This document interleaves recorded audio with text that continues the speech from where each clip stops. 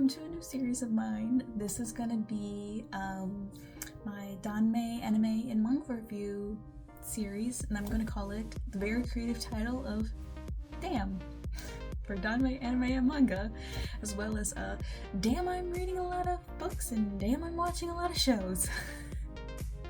So this is going to be like a monthly thing. I didn't do it January because a lot of stuff was going on, and this month also has been a little hectic, so it's kind of combining the two-ish, so we're just going to go with that. I'm going to do my best to do this every single month.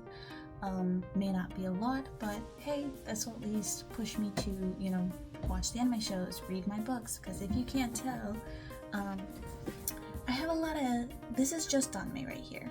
There's more in this shelf here, and then I have more bookshelves out there that have more manga, so we're just gonna go with that.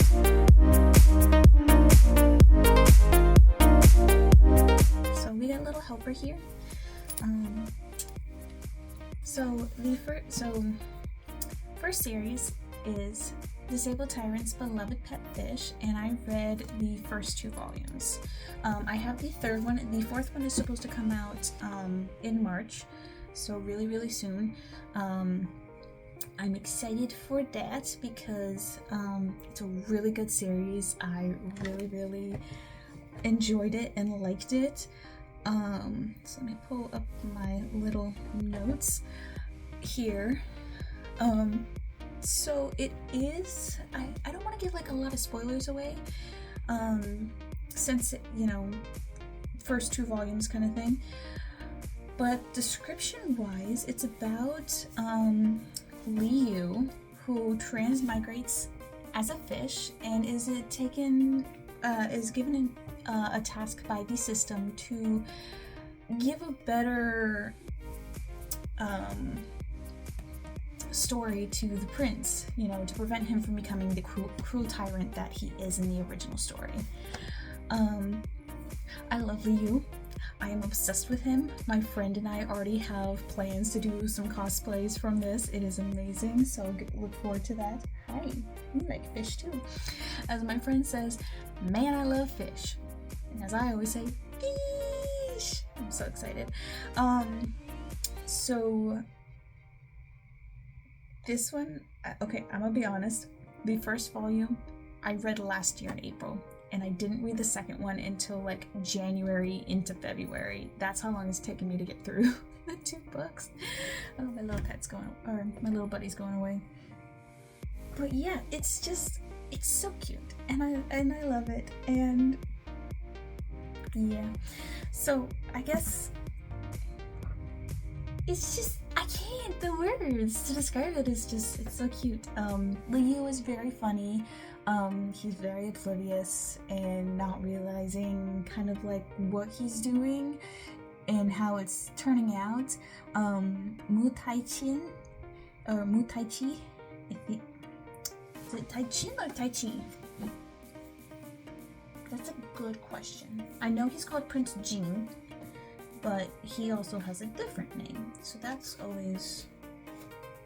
Okay, Mu Tai-chi. I just can't read my handwriting, apparently. Mu Tai-chi. Also, I am most definitely butchering these names, so apologies. Having minimum experience with other transmigrator stories that have systems, usually the systems are a lot more obnoxious and very preventative of having, progress made. This system is not like that. This system kind of gives him creative control, considering, he's trying to prevent him from becoming a tyrant. So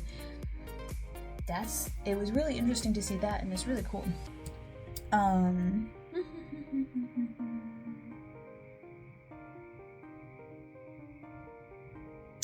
Also, just the amount of people that end up having beef with the fish is peak comedy. This is just it's such a funny series because it does not take it, it's not serious, it's pure comedy. It's a pure kind of romance comedy that I absolutely am enjoying this, and I'm so excited to see where the third one is going.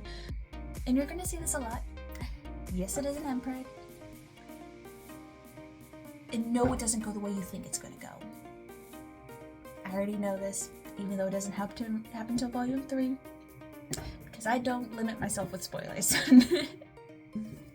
So for Disabled Tyrant's Beloved Pet Fish, I give both of these 5 out of 5. Fantastic. I love the characters. I love the way that it develops. The plot is fantastic, and I'm really enjoying it so far. So I'm excited to see where this goes. So yeah. Anyways, so the other one that I finished this month, I started it kind of like near the beginning and finished it kind of like mid-end of it, was called What's the Point of Being a Crybaby as a Cannon Fodder? Now this one I don't have a physical copy of. I did read it online. So a lot of like Danmei novels that are not physical copies you can find through like Novel Update. This is one that I read through there. This one is a master disciple. It's a dragon and a human with mistaken identity. And it was recommended by a friend. This one I did enjoy. I did feel like it was kind of missing some completeness to it. And the ending drove me nuts. I like the characters. I love oblivious main characters, especially when it comes to like the love interest. Not like extreme oblivious, but like oblivious on the comedic level. And he fits the bill. The way that the master gets mistaken for a system, because it technically also is a transmigrator story too. I forgot to put that in there. So to give a brief premise of Yin-He is basically the second disciple of what's his name? Master Chi-Yun. And he's not well liked. He's seen as getting through to being the disciple through nepotism, basically. And so through some not really an accident, he ends up remembering the story for what he's in, and as well as thinking that he has gotten a system. It is not. It is his master. And it's just and that's the mistaken identity, and it is fantastic at how the two of them interact, and between how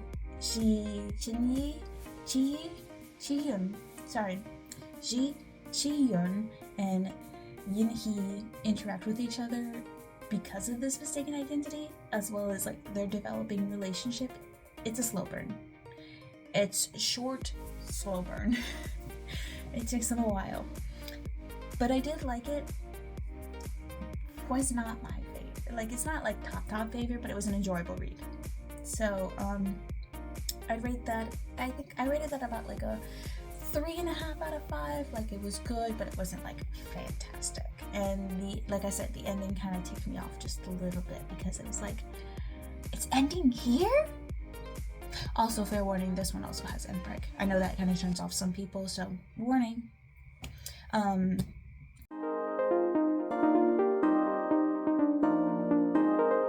So that's gonna be it for the Danmei. Anime wise, let's see what I have listed. So there's a couple that I actually was watching a little bit from the last year into this year. And like I said, I'm kind of combining some that I did in January and this last month.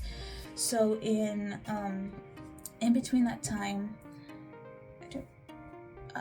one of the ones, and I do have the manga for this, that I watched was By the Grace of the Gods. And I'll put the anime cover here. This one, I'll do a separate one once I've reread the manga series, because I need to catch up. Because I have 11 volumes, and I don't think I'm caught up. I think I'm behind by quite a bit. But it's one of my favorite series. I love watching it. Anime is so cute. It's basically about this guy. It's an isekai, transmigrator. He dies and is given a chance by these 3 gods to basically be conduit in this new world to allow the magic from Earth to be transferred to this new world, which he does. And he wakes up as a kid and basically lives by himself, raising his slimes until he runs into this noble family and starts his journey. Really cute. I love the way that Ryoma's just like special interest is the slimes and, you know, discovering new types and everything. I love the character interactions. It's so cute. I'm not sure how the anime compares to the book in the mangas, because I know that season 1 matches up pretty well, but I don't know about season 2 because, like I said, I'm behind on reading the manga. So I gotta review that. But it's really cute. Honestly, one of my faves. So it's good. It's like up there. It's like 10 out of 10. I love it so much. Story-wise, love it. I'm curious to see how it's gonna go though. I'm a little like plot-wise. I'm like more 4 out of 5 out of that, because there's a little bit that I'm just kind of like, okay, where are we going with the like relationship-wise? Because there's not really a hint. There's a little bit of a hint of a romance, but not a lot. And I'm curious to see how it's gonna go, because at least also with the characterization, Ryoma actually acts like a kid. Like mentally and emotionally, he goes back to being a kid, even though he is a full-grown man. Nothing weird happens. There's no fan service. It's fantastic. That's why I love it so much. And that's why characters get 5 out of 5. Love that. Music and animation. The animation I really like. I think it's cute. I love the little slime designs. 5 out of 5 for that. Music, I don't remember. So I can't say. But yeah, I think definitely overall I would give this like a 4.5 out of 5, just because I need to wait to see where it's gonna go with the relationship wise. That's the only thing I'm a little worried about, because I've been burned before. Another one that I watched was, oh, I didn't grab that book. Oh well, that's okay. So it was I'm the Villainess, or this side, I'm the Villainess. So Eileen ends up realizing that she's in an otome game, and so when Cedric, the prince, you know, breaks up with her, so she decides, hey, I'm gonna die no matter which way this goes, so I'm gonna go and befriend the final boss to save my skin, is basically what it is, because she remembers her past life where she played this game. And so she decides to go to Claude, the Demon King, who was also Cedric's half-brother, and marry him, you know. And it's really funny. I love their interactions. It's so just which I did like, but I didn't care much for the later part of it. The way that the first, it's got like 3 arcs in it, in like just a single season. And the first arc I liked. Second arc I could put up with. Third arc I was just like, what the heck is this? So that kind of bumps down the story plot from the story ranking for me to more of like a 3.5 out of 5. Animation, very beautiful. Characters, I did enjoy. I loved how the female lead very much was just like, okay, I'm done with you, Prince. Gotta go check out the final boss. I thought it was funny. I thought it was really, really. It was one of the first transmigrator villainous stories that I read and then watched. I need to finish catching up. I think I only read the first manga. Again, a lot of these mangas that I've read were a couple years ago, and now I'm watching the animes more currently. Once I finish rereading those, I'll put them on a review. But yeah, I think overall it was more of like a low 4 out of 5, maybe even a 3.5. Yeah, I think it was more of a 3.5, just because like the second 2 arcs I was just kind of meh about. Definitely the last arc I was just like, because it was a whole amnesia plot and everything, and it was just so funky. I didn't vibe with it. Oh yeah, this one was basically from last year, but I added it to this. I watched Naruto. I watched the entire. I have not watched Shippuden, but I've watched all of Naruto. Mostly did this while I was at work, and it was interesting to be doing dishes while listening to Naruto. My poor coworkers who like Naruto had to deal with me turning around and going to them just being like, what the heck is going on? Because they were the ones that pushed me to watch it. It was funny, it was great. Story-wise, all over the place. Especially kind of like once you get past like the main plot points of what's going on, there's a ton of filler. But I mean, the overarching story is good. Naruto's good for a reason. Character-wise, could be a little bit better. This is an older anime, so characterizations could be a little bit better. Just saying. And animation-wise, definitely can tell it's old. But it's not bad. Like I said, it's good for a reason. It's still popular to this day for a reason. So definitely gonna put that as a 4 out of 5. Because a lot of it was just more of like I didn't care too much for like the amount of filler that got put in. Another one that I watched was Rika's Tamer Begins a Journey to Pick Up Trash. It's so cute. I love it. I'm gonna start reading the manga. Absolutely adorable. I love it. I feel so bad for Ivy and what she's had to go through. I will say I rewatched it a couple of times, and I do skip the first couple of episodes because I cannot handle the angst that happens at the beginning. Good for her background, good for the plot story, because it gives, the reasoning why she's leaving her home and everything. Cannot rewatch it after that first time. It's just so sad. But it gets better. It gets better. So much better. Don't let me saying that the first couple episodes, just because they're very angsty, that I don't like to rewatch them, make you think that this is not a good series. It is a good series. The animation is fantastic, and I love Sora's animation style because it's so cute. And the plot line is very. I cannot wait. I want her to find her forever home because she keeps going to new places and it's getting closer and closer, and I'm just like, we're almost there, and I need a season 2. I need a season 2, please. So basically Ivy gets blamed because she is a no-star tamer in this world where stars and skills are very highly sought after. Not sought after, but praised. The more stars you have, the better you are at this skill. And she does not have any stars, so she's kind of the scapegoat of the villain. So once her only support dies, she runs away because she knows she'll be in trouble otherwise. And so she does, and she starts her journey to find a better place, listening to what the old leader had told her to do. And that's how she meets Sora, is, on this journey. And now she's traveling with her little slime buddy, and it's so cute. 4.5 out of 5 because I need to see where the plot is going. I need more. It left it at such a cliffhanger that I just need more. The next one is Yuri on Ice. Rewatched this on craft night with some friends. It was fantastic. Yuri on Ice is a sports ice skating anime.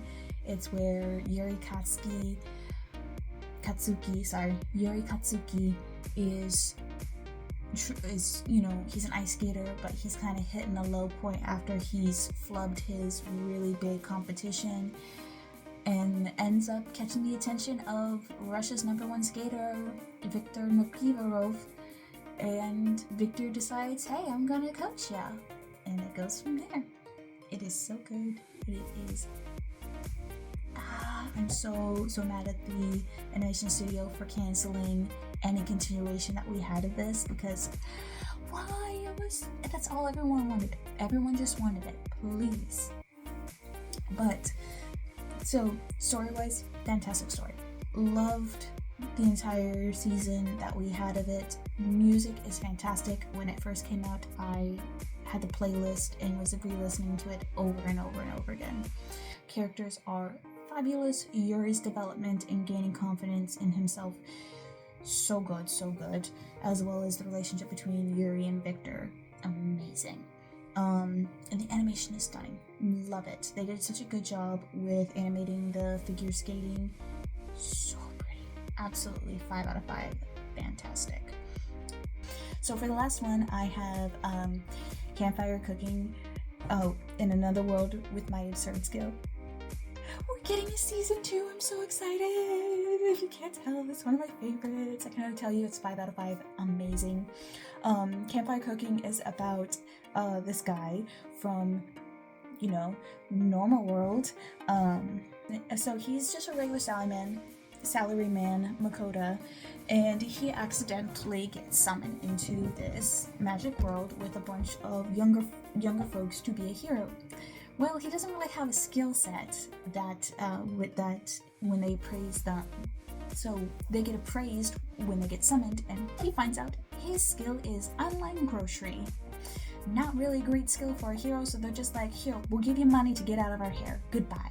And he takes it and goes, because he's like, it's a little, iffy. I don't really believe your story, so I'm just gonna skedaddle. So with his skill, he can access an online grocery store and buy whatever he wants. He's got the skill, and everyone loves his cooking and stuff, which attracts a hen that he then ends up taming and going along on this journey. Character-wise, I love these guys. I love it so much. I love how Fel is just very much like, yeah, I'm gonna hunt these monsters and you get to make me food. You are now my servant. Do my bidding. And Makoto is just like trying so hard to live in this world now with all these different food that he's not used to and still making good meals, but also dealing with his familiars' homicidal tendencies. Well, not homicidal, because they're just killing monsters, but violent tendencies. Because both Fel and Sui, oh, I love Sui. Sui is my favorite. She's so cute. It's so funny. So story-wise, very much slice of life. There's not much plot going on, but for what there is, I enjoy it. I just love seeing how things are going. So 5 out of 5 for that for me. Character-wise, I love them all. 5 out of 5. This animation, it's not top tier, but it's still very pretty and I really enjoy it. And so overall, I give it a 5 out of 5 because it's one of my favorites. Definitely so excited for season 2. You're gonna hear me rant about it when it finally comes out. I do have another one that I did actually finish yesterday. It's the so anime is called Ice Guy and His Cool Female Colleague. The manga is just called Ice Guy and the Cool Girl. This one is really, really cute. I like it. It's not top favorite, but it's enjoyable. So this one's comedy, romance with some fantasy because Himuro is the descendant of a snow woman, so he's got snow powers, which are very tied to his emotions. And then we have Fuyutsuki, who is just, very chill girl, and she kind of helps him with his problems that he causes with, his snow and everything. Very cute. Love the two of them together. I'm really excited to be reading the manga now that I've finished the anime, just to kind of see where that goes, because sometimes the anime deviates from the manga, or the manga has more detail than the anime. It's only one season. It's got 12 episodes. It's really cute. I really liked it. It's just a really, no pun intended, but it's a chill anime. It's a nice, enjoyable one if you just kind of want something a little more wholesome, but with adults, because they are, they're adults. They've got an office job. They're, that sort of thing. But it's really cute. I liked it. It's got funny moments, and I just loved seeing the interaction between the characters. Story-wise, it's more focused on their relationship and how that develops, and the characters are really well fleshed out throughout it. Music's very pretty for the intro and the outro. And the animation, one of the things that kept catching my eye was the fact that the eye movements, they didn't, like, you know how in real life people's eyes move around a lot, especially when they kind of like are looking around or like looking when you're talking with someone. Like, yeah, most people you maintain eye contact, but some people, you know, kind of like look around people's face.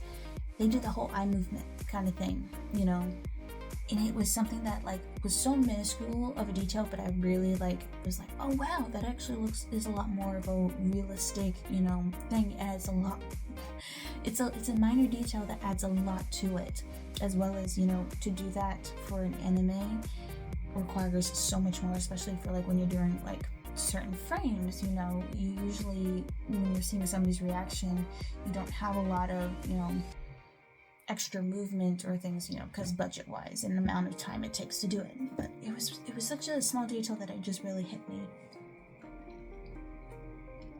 But yeah, I think overall it was definitely a solid 4 out of 5.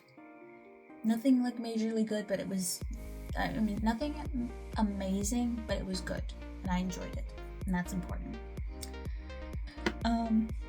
So now here comes the fun part for the anime section, is the DNF, or the begrudgingly finished but I'm never going to rewatch it or continue it series. So the first one that I watched was If It's For My Daughter, I'd Even Defeat a Demon Lord. Yeah, if you guys know this one, you know exactly why I probably dropped it. Because halfway through it, I got an eek feeling. So plot-wise, Dale is an 18-year-old guy he's an adventurer. He goes out and then he ends up finding this little demon girl who has one of her horns broken off. Well, he decides that he's gonna take care of her, and her name is Latina. Yeah, sorry. Just found it weird in my mouth. And, he takes her back to the village and, starts raising her. It's cute, you think slice of life, or, just at least something that's like, wholesome, family oriented, it's gonna be great. Until the little girl starts getting jealous of any woman that Dale interacts with. I got that ache feeling, and very much continues all the way up until the end of season 1, which I had come too far that I was just like, let's see how it goes. But honestly, I kind of checked out at that point mentally. And then I ended up looking it up online for like, how's the manga? How's the light novel? Where's it going with it? Latina and Dale are the end pairing, and I just could not. I was just like, nope, sorry, not my cup of tea. So that is why it is in my do not finish, will not touch again pile. The other one is Banished from the Hero's Party, I Decided to Live a Quiet Life in the Countryside. Now this one is not as bad. This one is about how Red was a part of the hero's party because his sister is the hero. And he gets kicked out of it by this one guy who's really obsessed with his sister. And so he decides, I'm just going to head to the borderlands and, start up a pharmacy. Well, that's when Rit, who he had interacted with in the past, finds him, is like, hey, I'm going to live with you. And basically they kind of almost immediately start off in a relationship at that point, which is fine.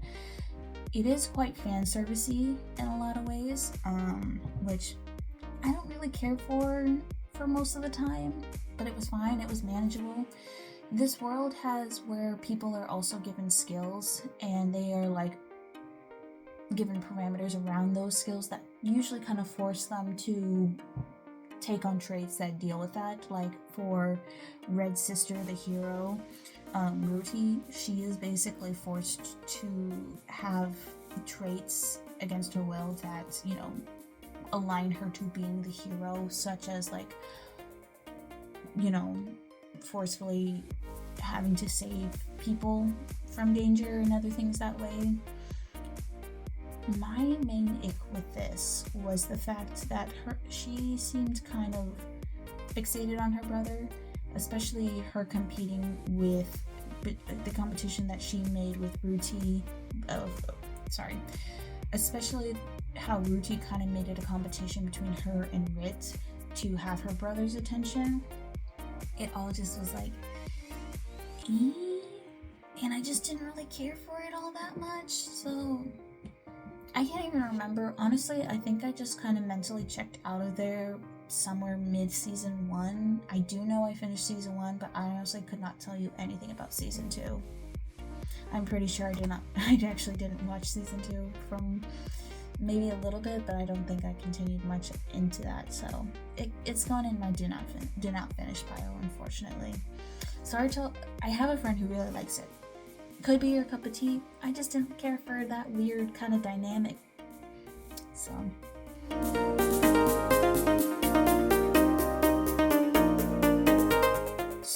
now onto manga.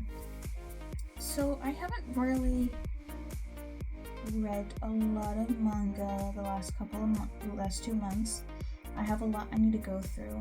The only one that I have finished, because after I finished this one I went straight into Fish, was Carnival, and you can see why it took me a while to get through it, and then I kind of switched to something else because I have the next 2 volumes. I think I have 2 and 3, if not just 2.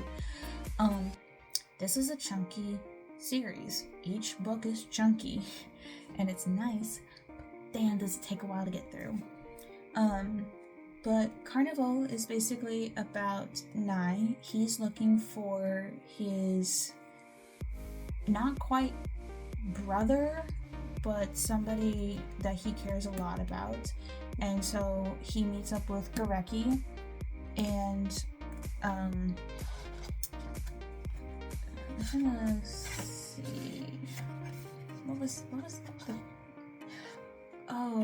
Kuroku. Okay, so Nai is looking for Kuroku, meets up with Gareki, and kind of, the two of them end up going together because Nai is super naive and oblivious to how the world is, and Gareki is like a street kid, and so he's like, fine, I'll take you under my wing, when they run into what is called Circus, which is a government ran organization to hunt these monsters, because this book is definitely a supernatural one. And I have read it. I've also, a while back ago, I watched the anime, but this one is actually one of the first mangas that I had gotten. Anyways, so I've had this for a while. I decided to give it a reread, as well as now that I have the second one, refresh myself. And it's just like, I'm so curious to see how things are gonna go, because there's the mystery behind finding out where Kuroku went and what happened to him, but then there's the whole like, what is Circus? Who is creating these monsters that Circus is fighting? And what is, their purpose? What is their goal? And I remember the anime didn't have many answers to that, because it's definitely like left it as a cliffhanger for like a season 2, because I do remember they ended up finding Kuroku, but there wasn't really any answers given. So I'm like clawing at this to like give me answers, which obviously the first one doesn't really give you that many answers because it's only the first volume, but I need to find out the rest of the series. I think the series is still ongoing. I'm not sure how many, I'll post it here, how many volumes there actually are currently, but I'm fairly certain I saw that it was still ongoing, which is like, because this one's from back in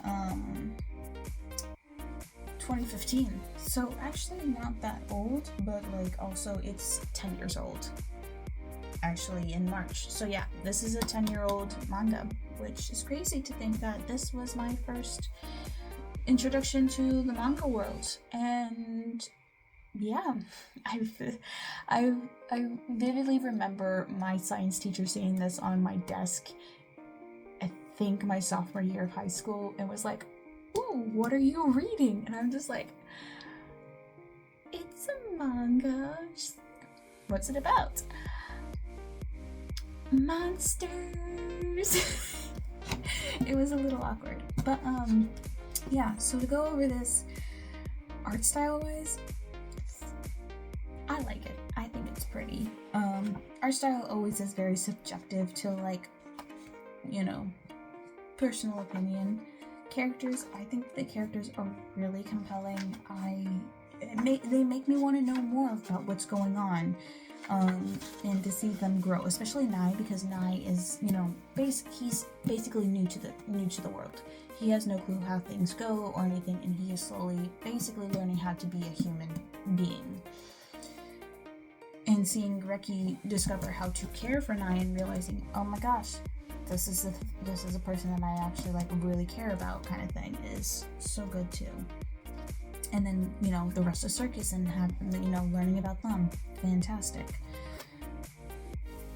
And then plot wise, you've already heard me singing the praises of the plot and how intriguing it is and how I want to know more. So, but yeah, I think overall, I'm gonna put it at a 4.5 out of 5, just because I want more and I need to see where it goes before I can give a final rating. But yeah, so those are the ones that I finished this last month. There are some more actually that I did kind of like start. I started Senshu, which that's ongoing currently, so I'm gonna wait until at least the first season is done. Apothecary Diaries, which season 2 is currently airing, and I have watched season 1 repeatedly, but I'm gonna wait till season 2 is done before I give an overall review of both of those seasons. And I think those are the only ones that I'm currently... I know I'm also watching Natsume Book of Friends with My Mom. I am technically farther than her, but we started rewatching it together. Yeah, those were the only current ones that I had been watching. There's a good chunk that I have to rewatch before I can give another review on that.